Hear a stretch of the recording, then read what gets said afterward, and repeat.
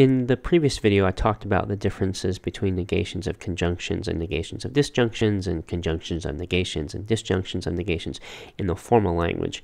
In this shorter video, I want to look at how that plays out in English.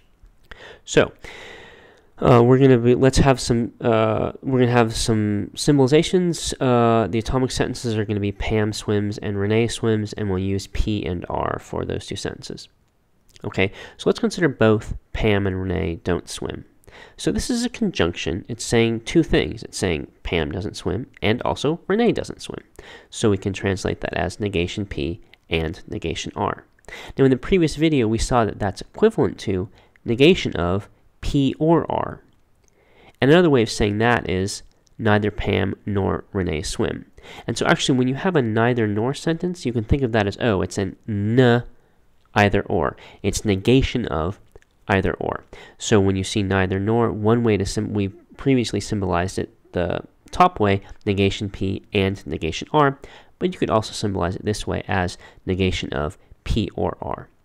And we want to see that when we look at that first sentence, both Pam and Renee don't swim, the first English sentence, that that's a both sentence, and that the negation is inside the both, it's inside the and the negations are attached to go inside of the two conjuncts. Whereas in the neither Pam nor Renee swim, we're negating a whole sentence, but in that case we're not negating a conjunction, we're negating a disjunction. So these two sentences are equivalent. One is a conjunction of negations, and the other is a negation of a disjunction. And we saw in the previous video that those are different ways of saying the same thing.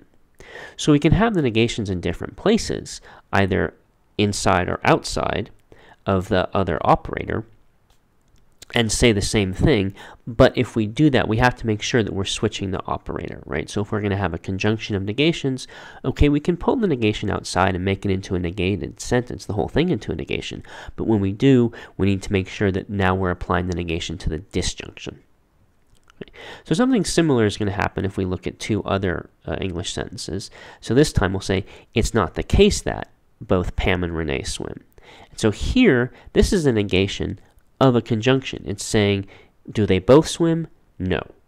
So it's negation of P and R.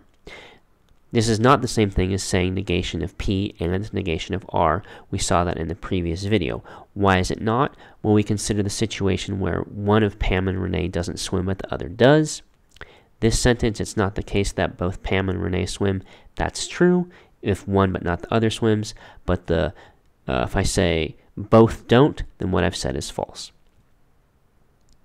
Another way of saying negation of P and R is to say negation P or negation R, right? I'm saying the conjunction is false, so I'm saying at least one of, and maybe both, but not necessarily both, of the conjuncts are false, so either P is false or R is false. And so we could say either Pam doesn't swim or Renee doesn't swim, and that would be a different way of saying the same thing.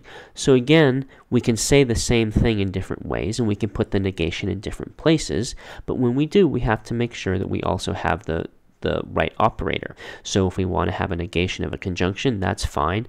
A different way of saying the same thing is to have a disjunction of negations. But again, it has to be a disjunction of negations or a negation of a conjunction. So we need to keep clear, okay, again, where the negation's going, what's the operator? And if we want to move the negations around, we also need to change the operator accordingly.